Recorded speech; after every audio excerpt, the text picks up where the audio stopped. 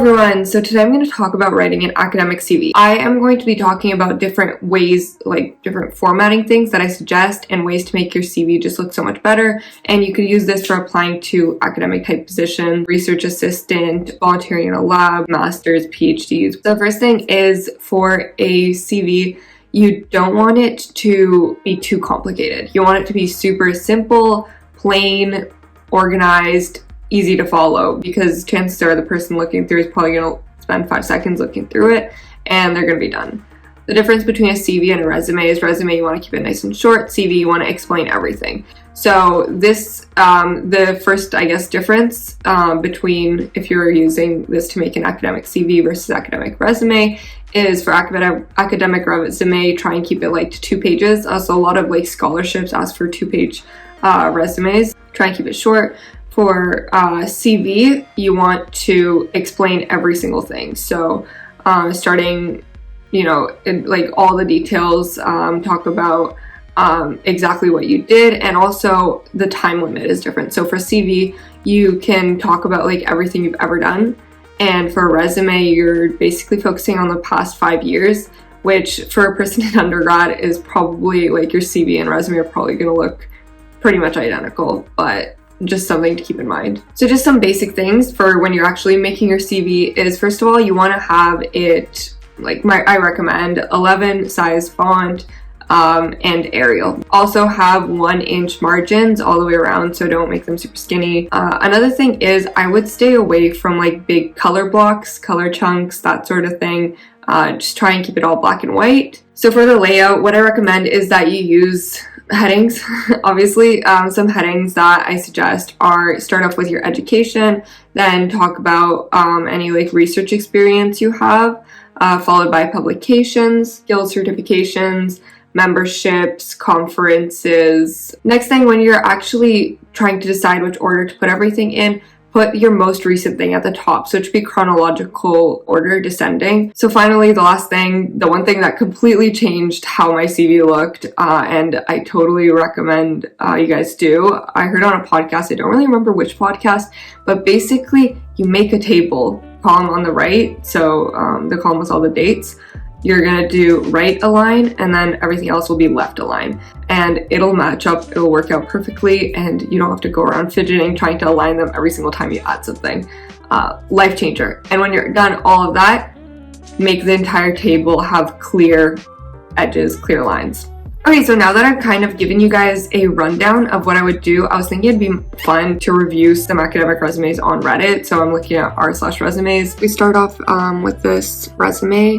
One thing that I think should be fixed is, first of all, the font. So the font is okay, but I think it would be better if it was like Arial or Times New Roman. Second thing is how they have this really tiny font. So when you're looking at this isn't easy to read, isn't easy to follow. So I would get rid of that. Would put the date in the right-hand side of the like heading, the box. The one thing that I like about this though is the big line under the headings. I think that makes it really easy like to break up. So that looks good. First of all, get rid of the color. I know it's like pretty subtle, but I think it looks most professional when you don't have a bunch of colors. Second thing is I would put it all in either Arial or Times New Roman. Again, this is for academic CVs. Personal profile, honestly, I don't think it's really needed when you're writing a CV.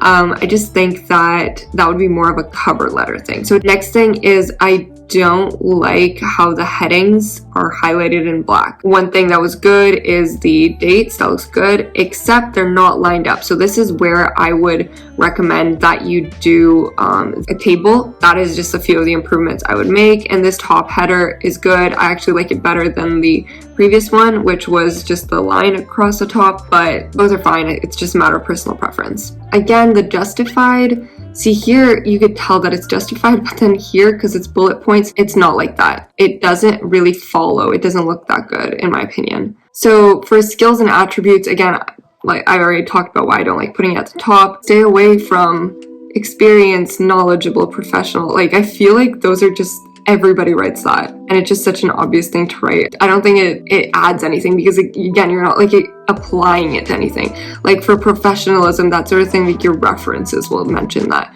As for experience as well, like just a list, like how many activities and like how interesting your activities or jobs or whatever have been, that's what's going to show that you're experienced or knowledgeable. This resume, it just does not have enough space.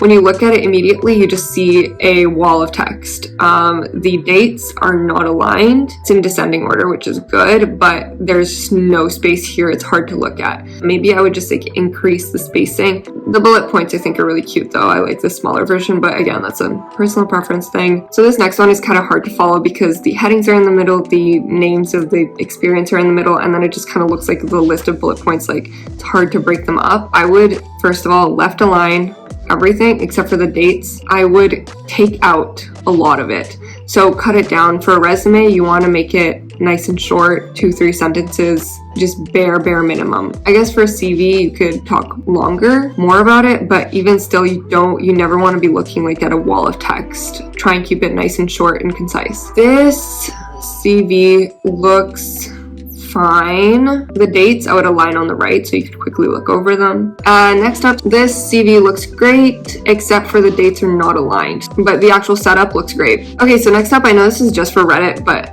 guys, double, triple, quadruple check. Get somebody else to check your grammar and spelling. Make sure that there's no spelling mistakes, because the second they see a spelling mistake or a grammar mistake, your application is out.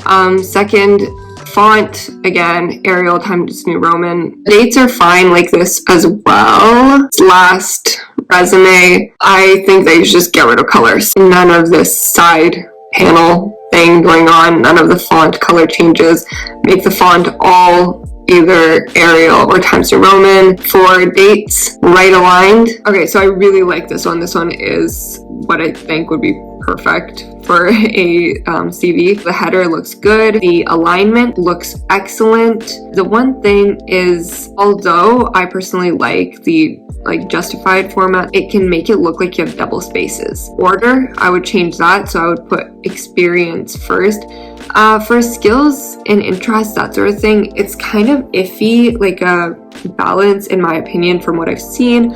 And I think that it's better to give an example. So under like an experience, so let's say here under Children's Hospital, they put skill data analysis. I think that's a lot better because you're applying it to a specific project. You're not just saying like, oh, it's here. But then also if the company just does a Control F, they'll find they have that skill. You know what I mean? This CV looks nice. I like it. So even though we have the headings that are center aligned, I think it looks fine because it's divided with the lines. I like how they put proficiencies at the end. Honestly, I think that it was split up really nicely. Yeah, nothing else to say. So I hope that helped, and good luck, everyone.